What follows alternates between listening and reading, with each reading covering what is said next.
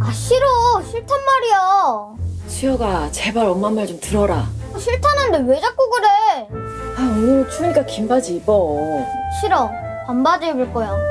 오늘 엄청 춥대. 이민호, 나 아침부터 왜 그래? 진짜 죽을래? 너희는 또 싸우니? 왜 그러는데? 엄마, 얘가 내 머리띠가 자꾸 장난쳐. 내가 언제 장난쳤어? 잠깐 만졌지. 누나 걸로 장난치지 말고 돌려줘. 엄마는 왜 맨날 나한테만 그래?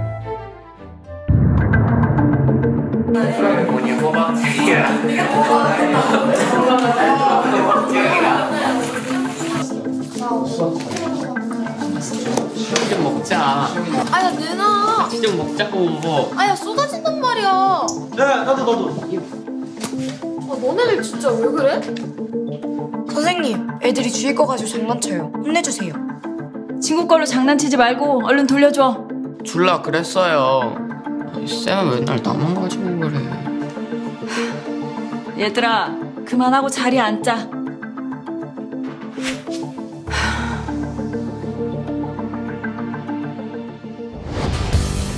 여러분 안녕하십니까? 조금 전 본 영상 어떠셨습니까? 집에서 부모가 겪는 고충과 학교에서 선생님이 겪는 고충이 비슷하다는 생각이 드는데요. 가정에서 겪는 학부모님의 고충만큼이나 선생님의 고충이 크고, 최근에는 교육활동 침해 행위의 증가로 더욱 어려움을 겪고 있습니다. 그렇다면 교육활동 침해 행위는 무엇인지 먼저 영상으로 확인해 보겠습니다.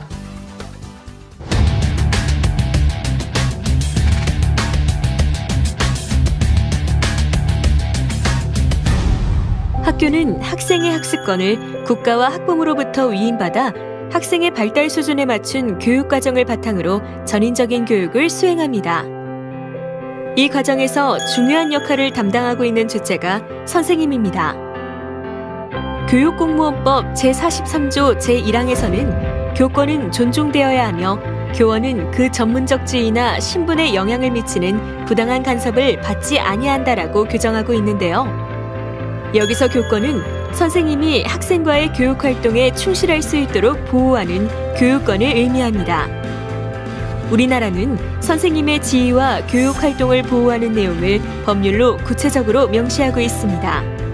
바로 교원의 지위 향상 및 교육활동 보호를 위한 특별법, 약칭 교원지휘법입니다. 선생님의 지위와 교육활동 보호를 법령으로 명시하고 있음에도 불구하고 보시다시피 선생님들의 정당한 교육활동에 대한 침해 행위는 최근 4년간 평균 2,500여 건 보고되고 있습니다. 이 통계는 교권보호위원회 개최 건수로서 선생님들이 문제 제기를 하지 않은 경우도 많아 실제 발생 건수는 훨씬 더 많을 수 있습니다. 그리고 이 그래프를 보시면 상해폭행, 성범죄 관련 행위와 같이 심각한 침해 행위가 증가하고 있고, 특히 학부모에 의한 교육활동 침해 행위가 증가하고 있는 상황입니다. 그렇다면 학부모에 의한 교육활동 침해 행위의 유형과 함께 구체적으로 어떤 사례가 있었는지 확인해 보겠습니다. 제발 좀 들어보세요. 교육활동 침해 유형에는 뭐야? 지금 뭐 하자는 거야? 나랑 한번 해보자는 거야? 에이!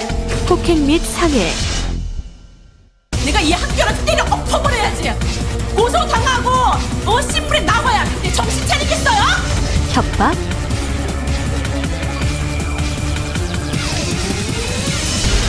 모욕, 명예훼손, 당신이 그게 할 소리야! 에이! 손괴,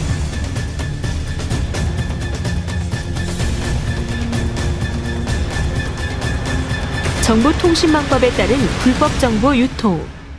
내일 준비물 있는 거 까먹지 말고 꼭 챙겨오고. 선생님! 지금 뭐 하시는 거야? 공무집행 방해 및 업무 방해.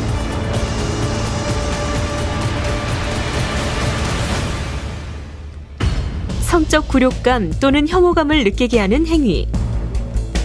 시험 범위가 너무 많아요. 좀 줄여주세요. 시험 문제가 너무 어려워요.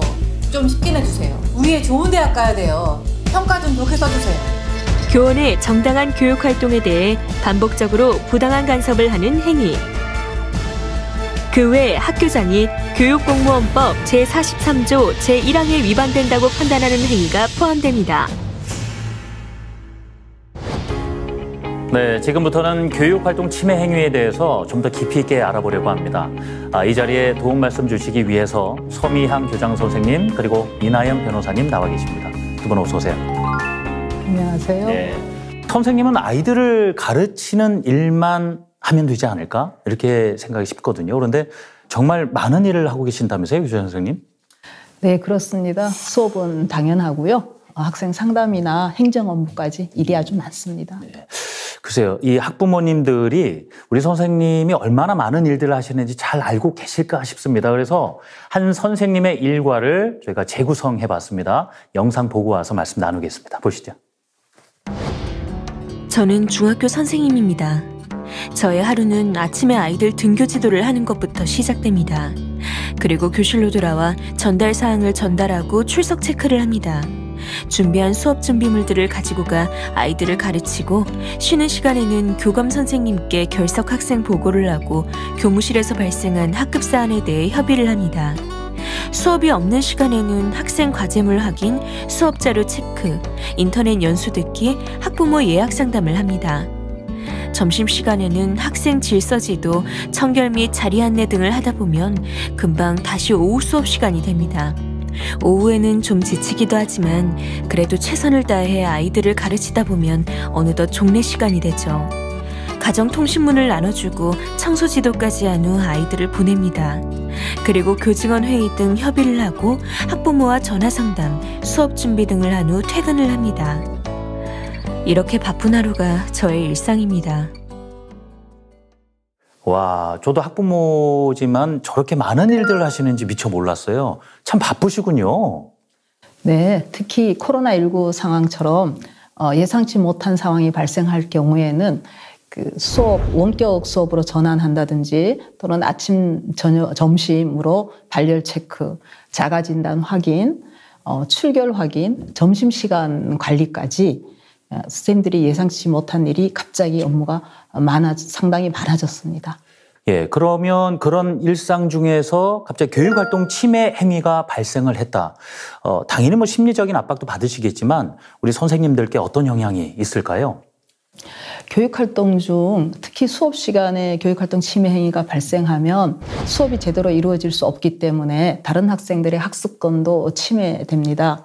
또한 교육활동 침해를 경험하면 선생님이 받게 되는 심리적, 정신적 충격이 상당히 크기 때문에 장기적인 수업 결손으로 이어질 수가 있어서 학생과 교사 모두에게 피해가 됩니다.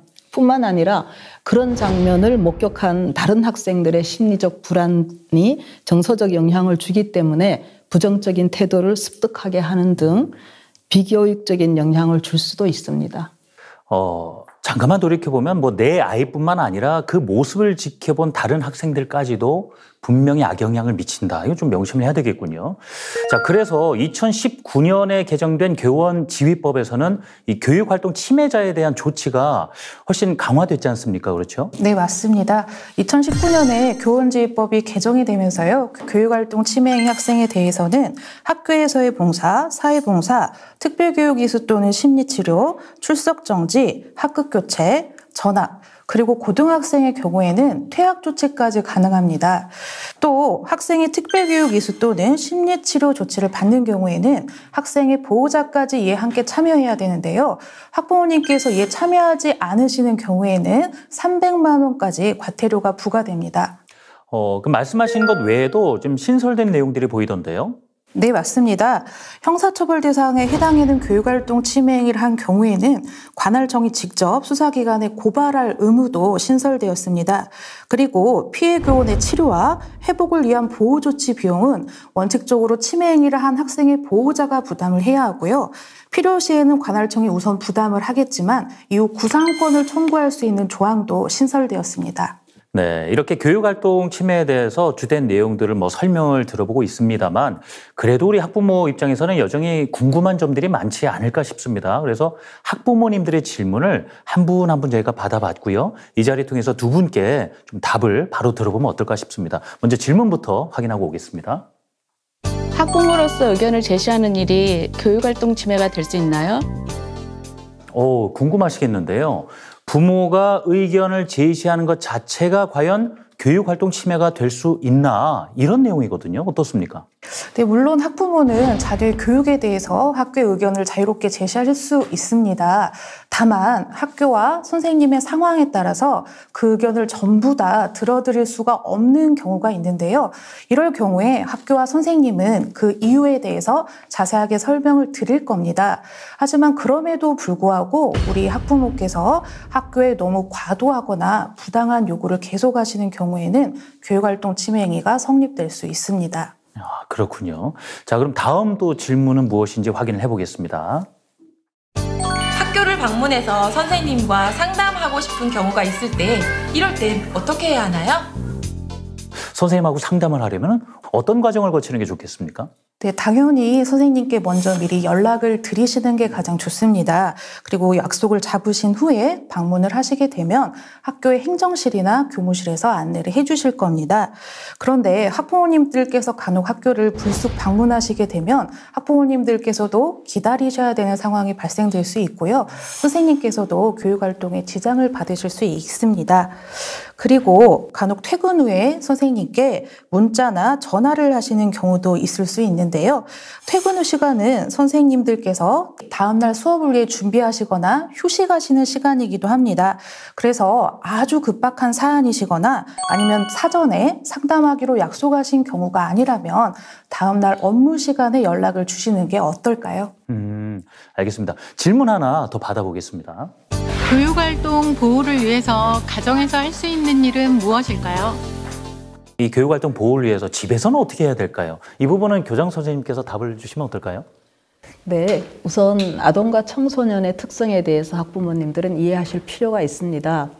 물론 자녀의 말이 다 맞을 수도 있습니다. 그렇지만 아이들은 그 특정한 부분에 대해서 자기에게 유리하게 얘기할 수도 있습니다. 그것이 거짓말을 한다기보다는 그 본능적으로 본인에게 유리하게 내용을 재구성할 수 있다는 뜻이죠. 그래서 아이가 보는 앞에서 선생님 험담을 한다거나 또는 바로 전화를 해서 문제 제기를 하기보다는 먼저 아이의 다친 마음을 잘 들어주시고 후에 선생님께 연락을 드려서 자초지종의 내용을 들으시면 좋지 않을까 합니다. 아이가 전달하는 과정에서 분명 아이의 시선에서 눈높이에서 나올 수 있는 말들이 있으니까 일단 객관적인 부분도 다 판단하신 후에 고려를 하셔도 늦지 않는다 이런 말씀으로 들립니다. 학부모님들이 학교의 교육활동에 이렇게 관심을 갖고 참여하는 것도 교육활동 침해를 예방하는 좋은 방법이 될 수 있겠죠. 자, 다음과 같은 방법을 직접 실천해 보시는 건 어떨까 싶습니다. 화면으로 보시죠. 학부모님들의 교육활동 침해 예방 방법으로는 첫째, 가정통신문을 활용하는 것입니다. 가정통신문을 통해 자녀의 학교 생활을 이해하고 설문에 응답함으로써 학부모의 의견을 전할 수 있습니다. 둘째, 학교 알림이를 활용합니다. 학교 알림이를 활용하면 학교에 대한 정보를 얻어 학교를 폭넓게 이해할 수 있습니다. 셋째, 학교 운영위원회에 참여하는 건데요. 학교 운영위원회 위원으로 선출돼 활동하거나 회의록을 통해 심의사항을 확인할 수 있습니다. 또 학부모회를 통해 의견을 제시하거나 공개 수업에 참여해 교육활동을 참관하며 학생의 학교 생활을 이해할 수도 있습니다. 그 외에도 학부모 총회 및 각종 부모 교육 참여하기, 학부모 상담 주간 활용하기 등이 있습니다. 네, 자녀를 사랑하고 바르게 성장하길 바라는 부모의 마음과 또 학생을 아끼고 학생의 바른 성장을 돕고자 교육하는 선생님의 마음은 서로 같지 않겠습니까? 가정은 학생을 위한 또 하나의 학교이고 또 학교는 자녀를 위한 또 하나의 가정이 아닐까 싶습니다. 학생의 인권과 학습권, 또 선생님의 인권과 교육권이 같이 존중되는 학교, 이 학생과 선생님이 신뢰하고 배려하는 학교를 만들기 위해서 다 함께 노력을 해야 할 겁니다. 지금까지 우리 두 분과 함께 해주셨는데요. 서미양 교장 선생님, 그리고 이나연 변호사님 말씀 감사합니다. 지금까지 이 시간 함께 해주신 학부모님께도 인사드리면서 시간 마무리하겠습니다. 감사합니다.